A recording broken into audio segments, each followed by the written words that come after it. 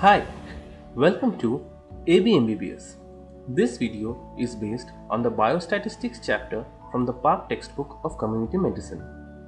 Now, the basic biostatistics needed in MBBS can be divided into these broad headings.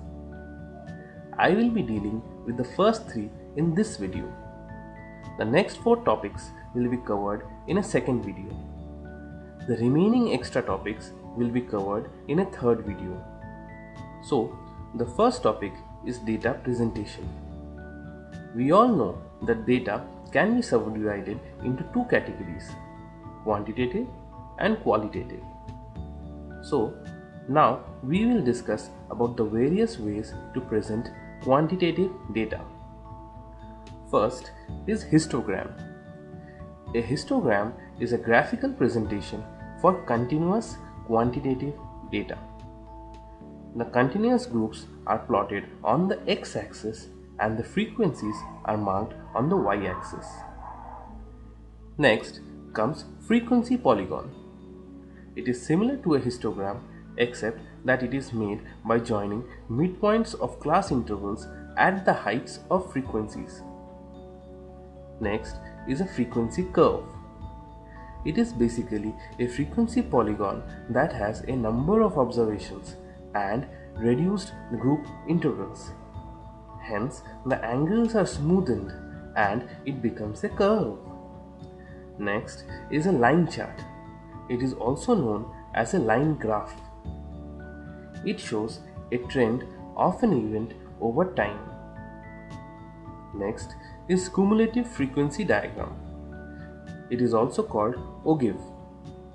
It is a graph of cumulative relative frequency distribution. Finally, there is scatter diagram or dot diagram.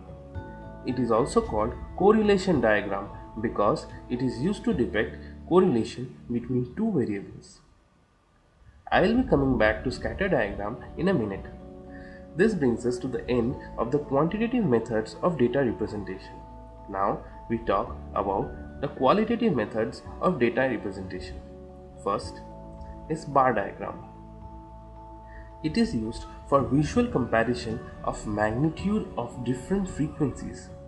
It is considered to be the most versatile of all statistical diagrams. Next comes pie or sector diagram. Here the categories are represented as a percentage of the total 100%. But remember, for pie diagrams, all pie categories must be mutually exclusive. Next, there is picture diagram or pictogram. It is a method of data representation for the common man to understand. So, it often contains pictures. Finally, there is map diagram or spot map. It is prepared to show geographical distribution of frequencies. Here, each dot marks one frequency. This completes the methods of data representation. Now, coming back to scatter diagram, we have understood that it is used to depict correlation. But how? Look at the diagram on the left. Here, the dots are arranged in such a manner that their average forms a straight line whose slope is positive. This slope is the correlation coefficient R. When the correlation coefficient R is equal to +1, then it is called positive correlation. Now, look at the diagram in the middle. Here, the dots are arranged in such a manner that their average forms a straight line whose slope is negative. So, R equal to -1 and the correlation is said to be negative. Finally, look at the diagram on the left. Here, no line can be drawn because the dots are arranged diffusely, so there is no correlation. Next, we come to the topic of variables. A variable is a character or attribute that varies from person to person and from time to time. So, variables can be divided into quantitative and qualitative.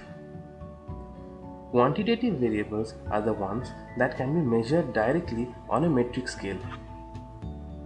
Example: weight, height, mid-arm circumference.